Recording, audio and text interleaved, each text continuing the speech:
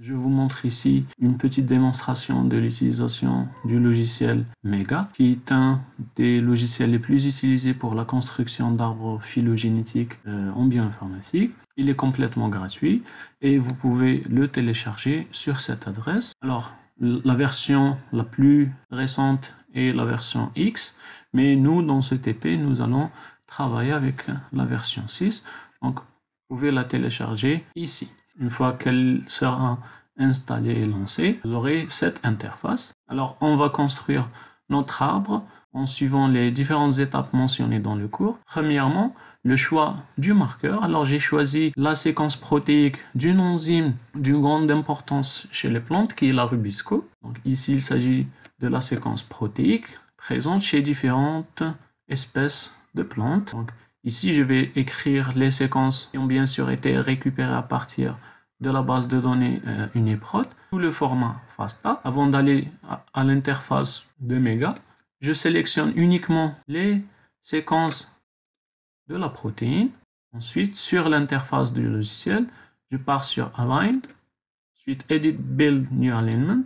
Je lui demande de créer un nouveau alignement. Ensuite, je choisis des protéines, puisqu'il s'agit de séquences protéiques. Et je colle mes séquences dans l'interface. Ça, c'est la première étape. Deuxième étape, on doit aligner les séquences.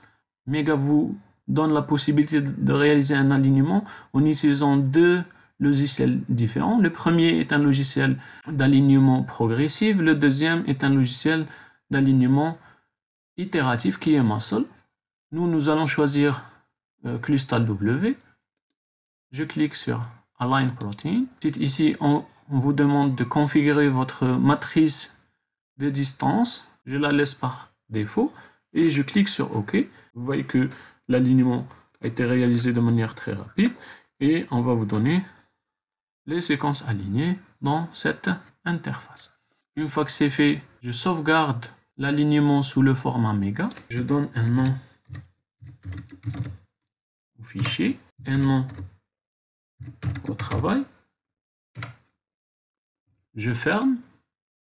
Je passe à la troisième et à la quatrième étape qui sont la construction et la vérification de la robustesse de l'arbre. Pour réaliser ces étapes, je pars à phylogénie.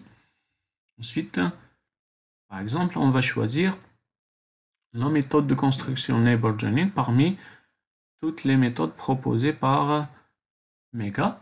Je choisis le fichier d'alignement. Ensuite, je configure les paramétrages de construction et de vérification de la robustesse. C'est-à-dire qu'il va réaliser les étapes 3 et 4 en même temps. Par exemple, ici, le test de robustesse est celui du Bootstrap. Je lui demande de créer 1000 arbres virtuels afin de vérifier la robustesse de l'arbre. Et je lui demande, puisqu'il s'agit de méthode de distance, Neighbor Joining, je lui demande de corriger la distance évolutive en utilisant le modèle de Poisson. Et ensuite, je lui demande de supprimer les gaps dans l'alignement afin d'augmenter la similarité et diminuer la distance au maximum. Puis je clique sur Compute et j'obtiens l'arbre suivant avec les valeurs de Bootstrap de chaque nœud notées ici en rouge. Vous remarquez ici que le groupe externe a été directement calculé par le logiciel et il s'agit de l'algue verte et du protiste que nous avons sélectionné. Donc ce sont des organismes qui réalisent la photosynthèse mais qui ne sont pas des plantes supérieures, qui ont été classés séparément. C'est notre groupe d'études. Bien évidemment, vous pouvez configurer le format de votre arbre ici. Vous pouvez même changer sa forme circulaire, bien rectiligne, et ainsi de suite. Et vous pouvez sauvegarder le fichier sous différents formats.